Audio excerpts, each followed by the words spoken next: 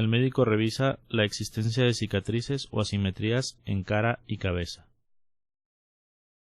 Luego procede a palpar la superficie del cráneo para buscar la existencia de exostosis o endostosis, buscando alguna hendidura o elevación, incluyendo la parte posterior del cráneo. Para revisar la articulación temporomandibular, se le pide al paciente abrir y cerrar la mandíbula, y al palpar a ambos lados se puede sentir el movimiento. Para comprobar un buen movimiento, el paciente debe de poder introducir 3 dedos en su boca. Otra técnica para revisar la articulación temporomandibular es introduciendo ambos dedos índices en los conductos auditivos externos del paciente, con la yema de los dedos dirigidos hacia la parte anterior. Mientras el paciente abre y cierra la mandíbula, se sentirá el movimiento de la articulación en la punta de nuestros dedos.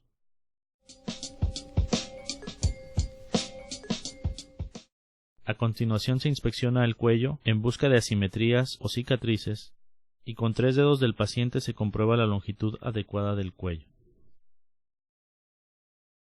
El médico le pide al paciente hacer movimientos activos de flexión, extensión, rotación lateral izquierda y derecha,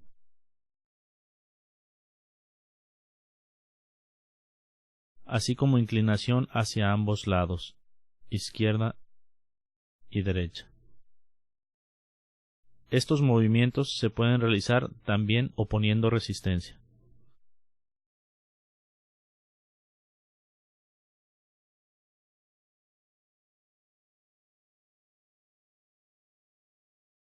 Compresión. Colocándose detrás del paciente sentado, se ejerce fuerza con ambas manos sobre su cabeza, lo cual determinará si se desencadena la sintomatología en cuello, miembro torácico o ambos. Distracción. Colocándose junto al paciente con las manos debajo del mentón y detrás del occipital, se aplica una fuerza de tracción hacia arriba para observar si hay alguna molestia. Esta prueba aumenta la presión intratecal.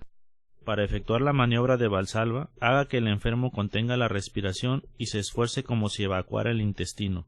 A continuación pregúntele si percibe aumento de dolor y, si ocurre así, si puede describir su localización.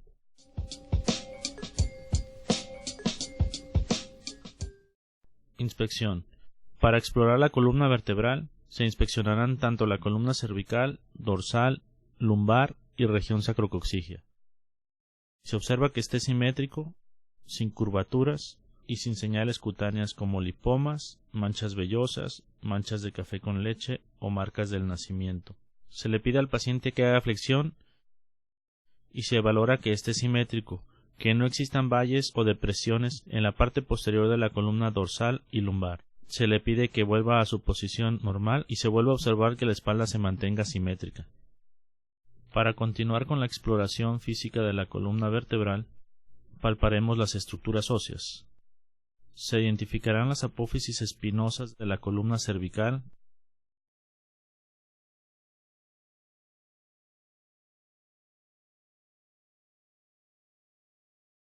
de la columna dorsal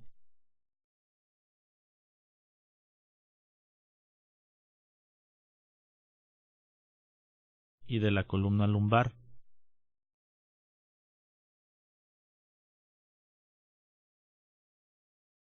Se llegará al promontorio sacro, la unión de L5 con S1, y se continuará con la palpación del sacro y por último la región del coxis, todo esto para desencadenar alguna sintomatología o dolor. Tomando como referencia la quinta vértebra lumbar, se va a buscar hacia los lados laterales la cresta ilíaca. Se verifica que su altura sea simétrica. A continuación se dirige hacia la parte posterior del sacro y se identifica la espina ilíaca posterior-superior. Para la exploración de la zona del nervio ciático, se le pide al paciente que flexione la cadera a 90 grados. Siguiendo el eje del fémur, llegaremos a la zona del trocánter, y entre el trocánter mayor y la tuberosidad isquiática se encuentra la zona del nervio ciático. Deberemos hacer presión con firmeza en dicho punto para palpar el nervio, el cual suele ser poco palpable. En caso de una hernia de disco o una lesión que ocupe espacio, al hacer presión se desencadenará esta sintomatología. La exploración continúa palpando la región de los músculos abdominales en reposo, los rectos anteriores en cada uno de los cuadrantes. Estos músculos son un factor clave de sostén de la columna lumbar normal. La debilidad da por resultado aumento normal de la lordosis lumbar. La palpación se debe continuar hasta la región inguinal. El dolor en la región inguinal suele indicar alteración patológica en la articulación de la cadera. Para palpar los músculos abdominales, haga que el enfermo cruce los brazos sobre el tórax y trate de levantarse de la mesa. A continuación palpe cada segmento de los rectos abdominales y percátese de la debilidad o el déficit muscular que haya. Para valorar los arcos de movilidad de la columna, se le pide al paciente en bipedestación realizar flexión hacia adelante con las rodillas extendidas e intentar tocar el suelo con la punta de sus dedos. Para someter a prueba la extensión de la columna, póngase a un lado del enfermo y coloque una mano sobre el dorso del mismo, de modo que la palma descanse sobre la espina ilíaca posterior y superior y los dedos se extiendan hacia la línea media. A continuación, pídale que se doble hacia atrás hasta donde pueda y use su mano como punto de apoyo de este movimiento. Para someter a prueba la rotación de la columna lumbar, se le pide al paciente que sin rotar la cadera gire hacia un lado y posteriormente hacia el otro. Se deberán comparar estos dos movimientos. Para someter a prueba la inclinación lateral, se le pide al paciente que se incline hacia la izquierda y a continuación hacia la derecha hasta donde pueda. Observe hasta dónde puede inclinarse hacia cada lado y compare los arcos de movilidad. Pida al enfermo que se acueste en decúbito supino en la mesa de exploraciones. Levante la pierna hacia arriba con sostén del pie. El grado al que puede ser elevada la pierna sin malestar o dolor puede variar. Si la elevación de la pierna extendida es dolorosa, debe usted establecer si la alteración patológica es causada por problemas del nervio ciático o por tensión de los tendones de la corva. En el punto en el que el paciente experimenta dolor, baje la pierna un poco y a continuación haga dorsiflexión del pie para estirar el nervio ciático y reproducir el dolor ciático. Si el enfermo no experimenta dolor cuando se le dorsiflexiona el pie, el dolor inducido por la elevación de la pierna extendida es causado por los tendones tensos de la corva. Si hay reacción positiva a la prueba de elevación de la pierna extendida, pida al enfermo que lo localice lo mejor posible. Con el enfermo en la misma posición supina, se eleva la pierna que no está alterada. Si se queja de dolor dorsal y ciático en el lado opuesto, habrá otra prueba más de presunción de lesión.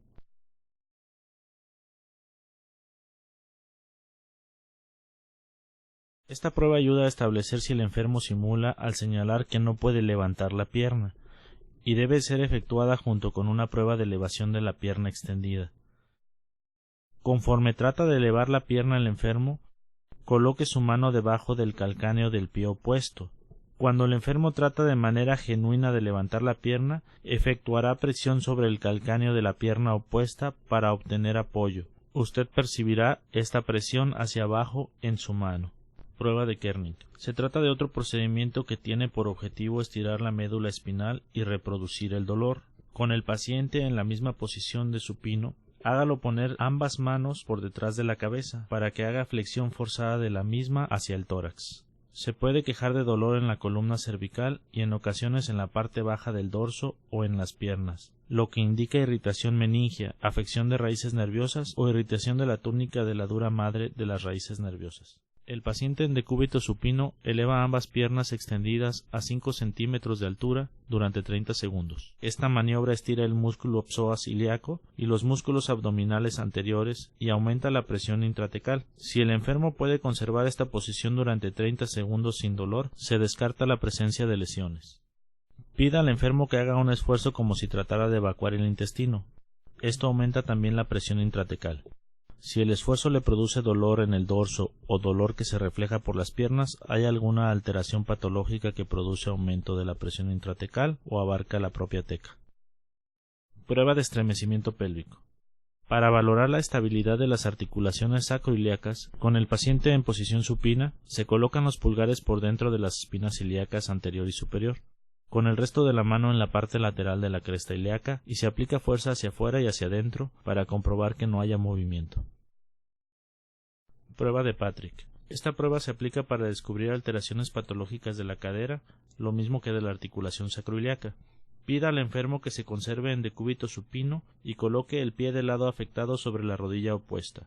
Para someter a tensión la articulación sacroiliaca, extienda los arcos de movilidad colocando una mano sobre la articulación de la rodilla en flexión y la otra mano sobre la espina ilíaca anterior y superior del lado opuesto. Haga presión hacia abajo en cada uno de estos sitios. Revisamos que exista simetría hacia ambos lados del tórax, que no exista la presencia de heridas o marcas que nos indiquen lesiones previas. Debemos revisar la escotadura supraesternal, la articulación esternoclavicular, continuarnos hacia el lado lateral a través de toda la clavícula hasta llegar a las articulaciones acromioclavicular, continuar con la palpación del acromion y por último la apófisis coracoides. La exploración física del tórax se puede facilitar a través del trazo de líneas verticales.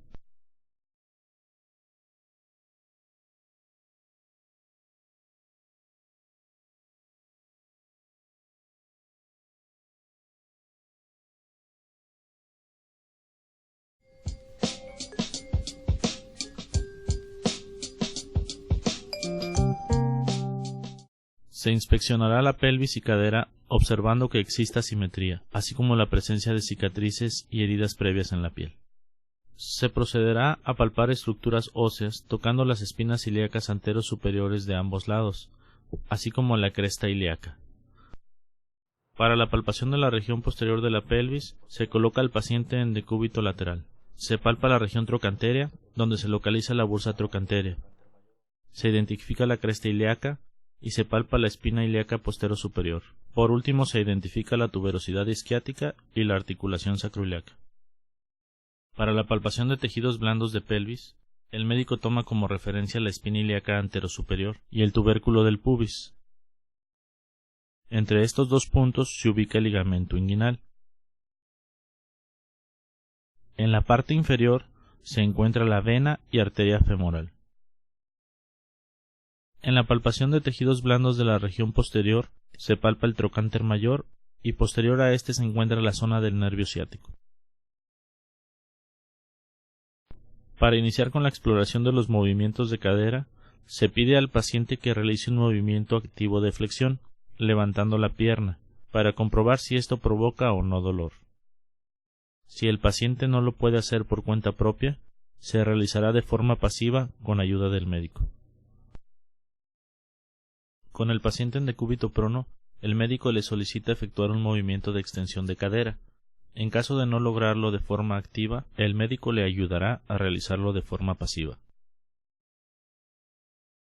Continuando con la exploración de los movimientos de cadera, el médico le pedirá al paciente realizar movimientos de abducción y aducción. Si el paciente no logra realizarlos en forma activa, lo hará con la ayuda del médico en forma pasiva.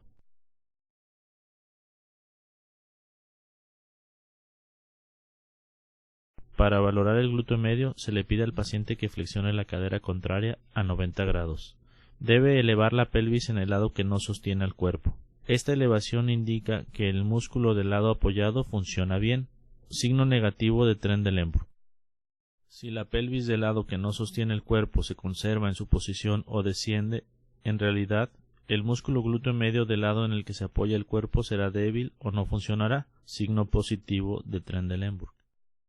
En decúbito supino se pide al paciente que flexione ambas piernas, colocando la parte posterior de ambos talones a la misma altura, y se valora la longitud del fémur, tomando como referencia la cara anterior de rodilla y tibia, y la longitud de tibia se valora observando cuál de las dos rodillas está más alta.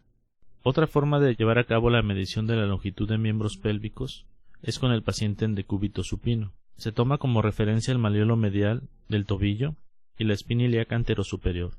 Se mide la longitud con una cinta métrica en ambos lados. A esto se le llama diferencia verdadera en la longitud de las extremidades. Para medir la diferencia aparente en la longitud de las piernas, se toma como referencia el ombligo y se mide la longitud de este hasta el malleolo medial de ambos tobillos. La maniobra de Over servirá para ver si existe alguna contractura de la cintilla iliotibial. Con el paciente en decúbito lateral, se flexiona la rodilla a 90 grados y se abduce la cadera hasta donde se pueda. A continuación se suelta y se le pide que baje la extremidad. Al bajarla sin dolor, significa que no hay contractura muscular.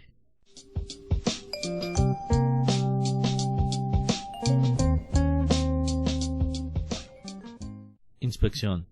Se observa el miembro torácico verificando que estén simétricas ambas clavículas y hombros. Se busca en la piel cicatrices, heridas previas o cambios de coloración. Las estructuras óseas que el médico debe palpar son el esternón, la escotadura supraesternal, la articulación esternoclavicular, en búsqueda de dolor, inestabilidad o crepitaciones. Se palpa la clavícula hasta llegar a la articulación acromioclavicular y se siente como un reborde en la porción superior y lateral de la clavícula. Posteriormente se toca el acromion y en la parte inferior interna de este se localiza la apófisis coracoides. Vamos a sentir la cabeza del húmero. Vamos a flexionar un poquito el codo, hacer movimientos para sentir el húmero y ahí vamos a sentir la corredera bicipital. Para la palpación de la parte posterior del hombro se sigue la clavícula hasta llegar al acromion. Se identifica la espina del omóplato hasta llegar al borde medial o vertebral del omóplato y se continúa por todo el borde en búsqueda de alguna deformidad o punto doloroso hasta llegar al vértice inferior interno del omóplato. Para la palpación de tejidos blandos se iniciará identificando la articulación acromioclavicular y acromion. Debajo de este se encuentra el espacio subacromial, donde se localiza el supraespinoso y la bursa subacromial. Hacia la parte lateral, en la cara anterior de la cabeza humeral, se podrá identificar la corredera bicipital. Para la medición de los arcos de movilidad del hombro, se valorará la extensión y flexión del hombro. Se pedirá al paciente realizar estos movimientos de forma activa. En caso de no poder efectuarlos, se realizarán de forma pasiva. Se realizarán movimientos de abducción y aducción. El médico pedirá al paciente que realice estos movimientos estabilizando con su mano la escápula. A continuación, se valorará la rotación externa e interna del hombro. Estabilizando el codo con flexión a 90 grados, se realizarán movimientos de rotación lateral y medial. Por último, se continuará con la protracción de escápula, que es un deslizamiento anterior de esta, y continuará con la retracción de escápula, que es un deslizamiento de esta hacia la parte posterior. Con el fin de valorar la estabilidad del tendón bicipital en la corredera bicipital, se estabiliza el codo con la flexión de este a 90 grados. Se le pide al paciente que haga supinación y rotación externa del hombro mientras se opone resistencia con una mano y con la otra se palpa la corredera bicipital. Caída de brazo. Para valorar rupturas del músculo supraespinoso, se pide al paciente que haga abducción del brazo a más de 90 grados o el médico le ayuda a hacerlo, para después soltarlo y pedirle que lo baje de forma lenta. Si no hay dolor o caída súbita, el músculo se encuentra íntegro. Prueba de aprehensión o prueba de inestabilidad anterior del hombro. Para valorar una luxación o inestabilidad, se realiza flexión del codo a 90 grados, abducción a 90 grados y rotación lateral del hombro, para posteriormente ejercer una fuerza por la parte posterior del hombro y tratar de desplazar la cabeza del húmero hacia adelante.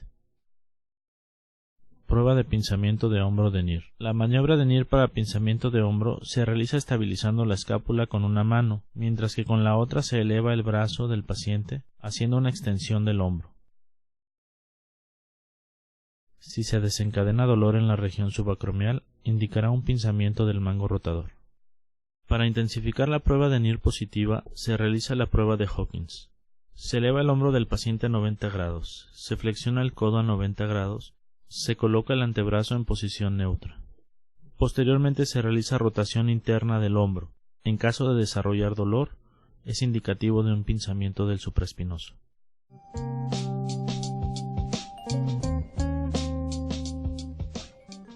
Se inspecciona el codo en búsqueda de simetrías o desviaciones de este para proceder con la palpación. Para la palpación de las estructuras óseas del codo, el médico comienza por el borde medial, identifica la tróclea, epitróclea y por encima encuentra la línea supraepitroclear. En la parte posterior se palpa el olecranon, que es una superficie ósea muy prominente, y desde ahí se encuentra el borde cubital del olecranon, el cual se palpa para ver si existe dolor o anormalidades.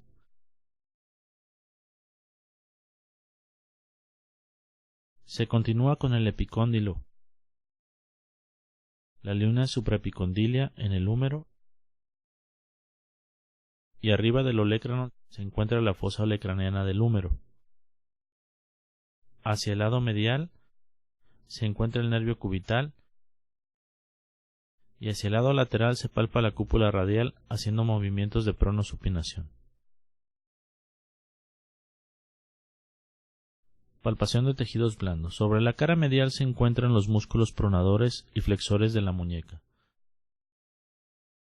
Y por la parte de la epitróclea en la región posterior se palpa la región del cubital. En la parte posterior se palpa la bolsa del olecranon y el músculo del tríceps.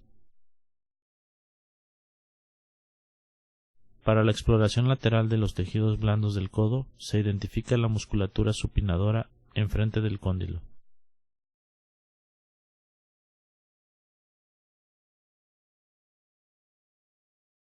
Y se palpa en la parte anterior del codo la fosa cubital. Para revisar los arcos de movilidad se pide al paciente hacer movimientos de flexión y extensión del codo. Posteriormente, estabilizando el codo, se pide realizar movimientos de supinación y pronación.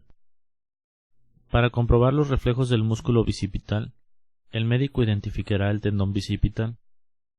Se colocará nuestro dedo sobre este y se golpeará con el martillo de reflejos para observar la contractura del músculo bíceps.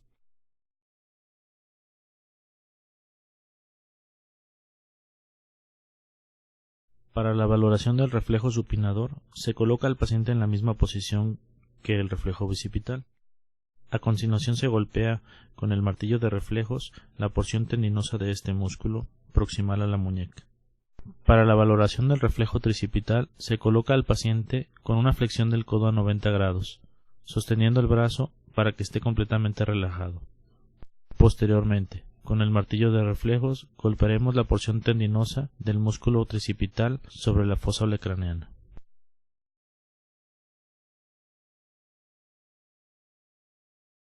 Maniobras de estabilidad del codo. Para observar la estabilidad del codo, el médico con una mano estabiliza el borde distal del húmero y con la otra, con el codo del paciente en extensión, realizan maniobras de valgo y varo. Para la exploración del nervio cubital se colocará el codo en flexión de 90 grados. Identificaremos el olecranon y la epitróclea. Entre estas pasa el nervio cubital.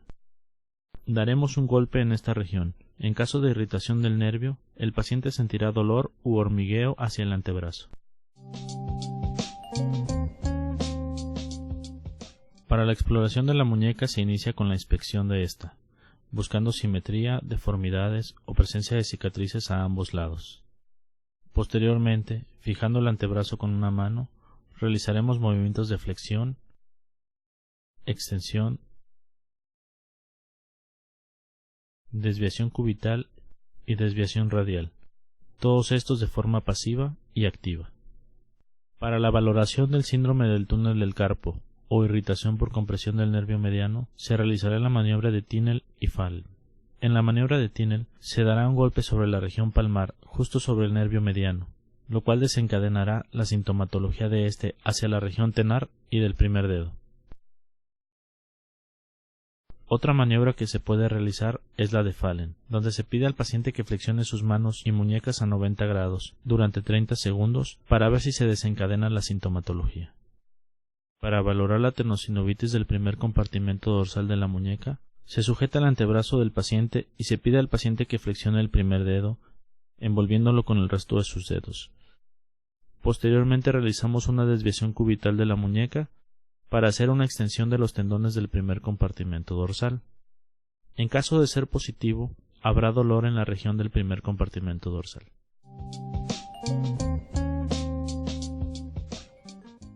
Para la valoración de la mano y dedos, inicia con la inspección de esta, buscando simetría, deformidades o presencia de cicatrices a ambos lados. El médico debe analizar cada una de las articulaciones metacarpofalángicas,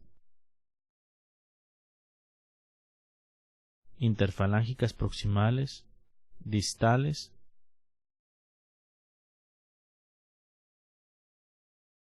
e interfalángica del primer dedo. Se pide al paciente que realice movimientos de flexión y extensión.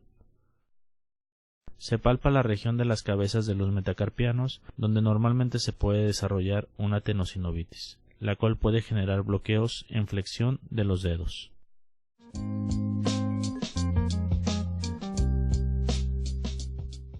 Para la exploración de la rodilla, se busca en la piel cicatrices, heridas previas o cambios de coloración. El médico identifica primero la rótula.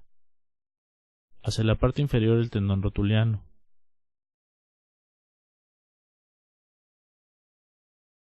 Hacia el lado medial se palpa el espacio interarticular medial.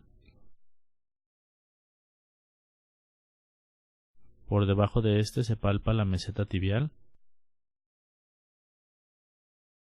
Hacia arriba el cóndilo femoral.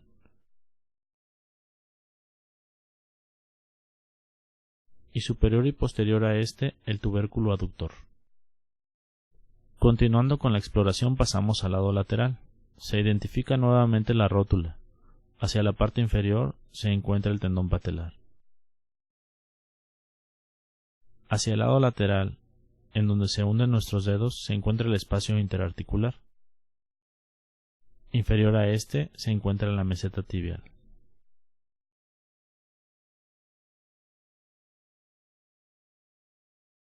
Por la parte superior del espacio interarticular se palpa el cóndilo femoral. Y en la parte posterior de la meseta tibial se encuentra la cabeza del peroné. Para la palpación de los tejidos blandos se debe identificar la rótula. Una vez identificada y hacia la parte proximal, se le pide al paciente realizar tensión con el cuádriceps para sentir el tendón del cuadricipital. Al relajar este nuevamente, la rótula se puede volver a desplazar. Se palpa la bolsa prerrotuliana y la bolsa infrarrotuliana superficial y profunda, justo donde se encuentra el tendón patelar. Más distal se encuentra la espina tibial anterior. Para la valoración de los meniscos, se pide al paciente colocar las rodillas en flexión. Una vez con la rodilla en flexión, se toma como referencia el tendón patelar. Se ubica el espacio interarticular medial, lugar donde se debe encontrar el menisco. Para palparlo y ver si hay dolor, dejamos nuestros dedos en esta región, mientras con la otra mano realizamos rotación medial de la tibia. En caso de una lesión, se desencadenará dolor. Se continuará palpando hacia la región medial hasta llegar a la zona del ligamento colateral medial, en búsqueda de dolor. Y por último, se palpará el semitendinoso, semimembranoso y sartorio. Para inspeccionar los tejidos blandos de la cara lateral de la rodilla, el médico toma como referencia la rótula. Hacia la parte distal, el tendón rotuliano. Y yendo hacia el borde lateral se ubica una depresión, la cual es el espacio interarticular lateral. Se siente el menisco y se continúa hasta sentir el ligamento colateral lateral.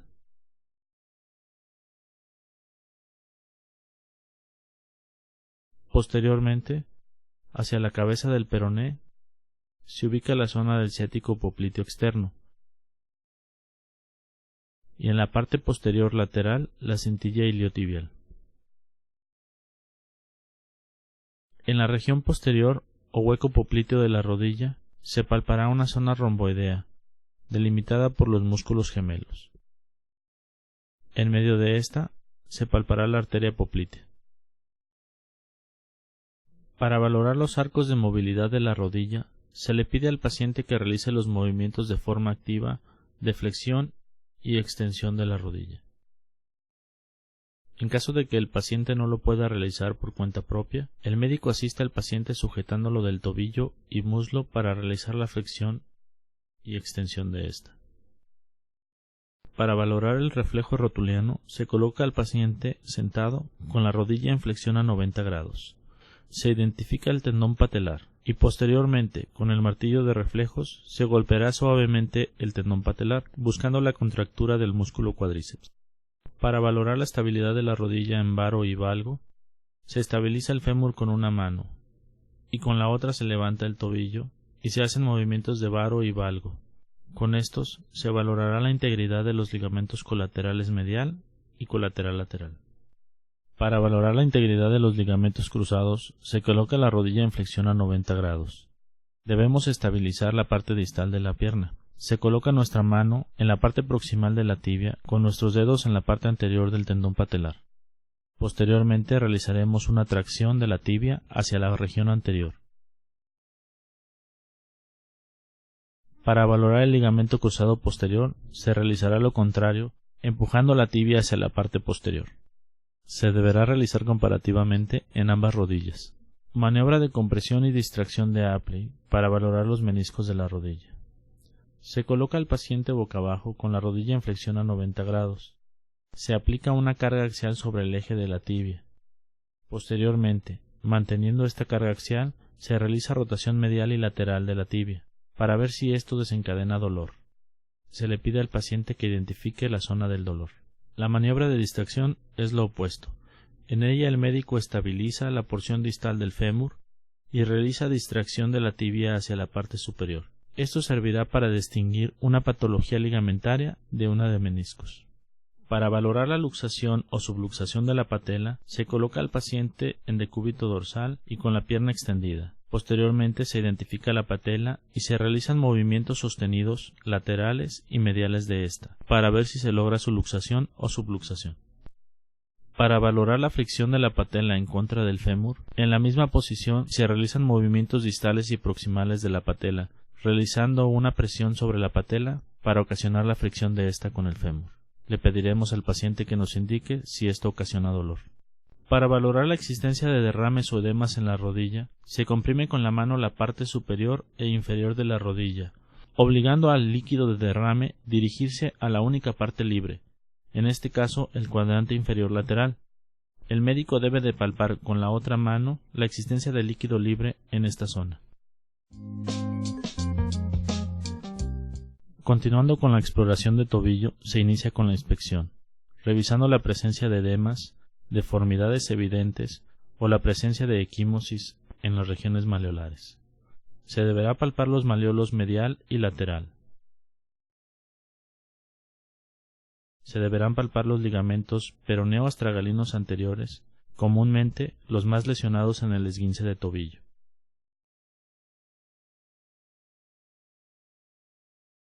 Se deberá valorar la presencia de deformidades de hallux valgus en la primera articulación metatarso-falángica, así como la presencia de callosidades en la parte plantar de la cabeza de los metatarsianos. Por último observaremos la flexión y extensión de los dedos y tobillo.